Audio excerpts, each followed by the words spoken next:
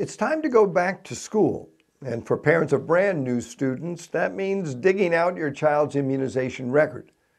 By requiring all new public school students to have up-to-date vaccinations, we've reached the critical numbers necessary to protect our population. While individual immunity is extremely important, community immunity is critical from a public health perspective.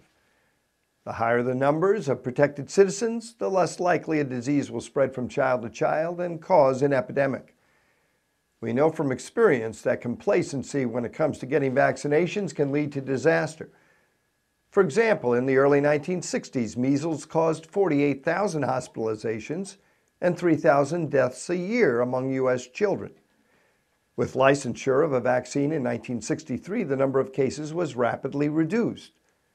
Then around 1990, measles immunization rates dropped, and as a result, 55,000 new cases were reported, with 11,000 hospitalizations and 125 deaths. According to Dr. Lewis Cooper of the American Academy of Pediatrics, quote, "The overall number of children who contract preventable diseases is down 99% since the early 1970s.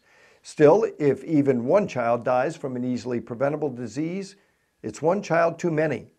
Not fully immunizing children is one of the most serious and potentially fatal mistakes a parent can make," close quotes. There are now 13 vaccine-preventable diseases: diphtheria, Haemophilus influenza type B, hepatitis A and B, measles, mumps, pertussis, pneumococcal pneumonia and meningitis, polio, rotavirus, rubella, tetanus, and varicella or chickenpox. In 2004, 83% of U.S. children aged 19 to 35 months were up to date on their shots, compared to just 76% in 1996. What do these shots do? They introduce the child's immune system to a harmless portion of the microorganism for each disease. Having been exposed, the immune system gears up to destroy any real offenders that may be encountered in the future. Today, there are a lot of misconceptions about vaccines. In an effort to debunk the myths, organizations like the Center for Disease Control and Prevention provide accurate, easy-to-read information on their websites. Let's take on a few of these myths one by one.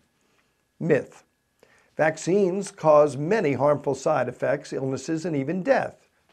The truth: vaccines are remarkably safe and effective.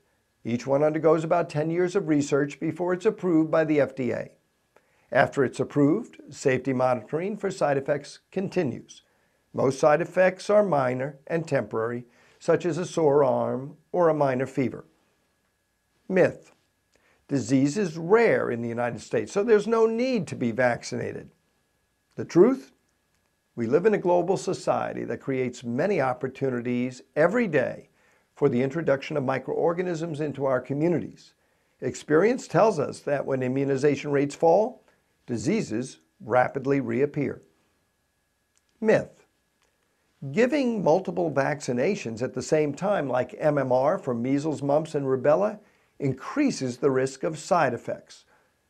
The truth: studies show no increased risks with combined vaccines. This is logical since our bodies are used to being simultaneously challenged by multiple germs of differing types. Grouping vaccines together increases the likelihood of reaching acceptable levels of community immunity. Myth: even if you're vaccinated, you can get the disease, so it's not worth the trouble. The truth: childhood vaccines are 95% effective in providing long-term immunity.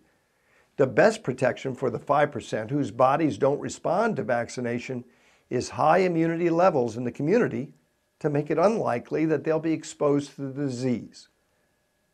Myth: the DTP, diphtheria, tetanus, and pertussis vaccine causes sudden infant death syndrome or SIDS.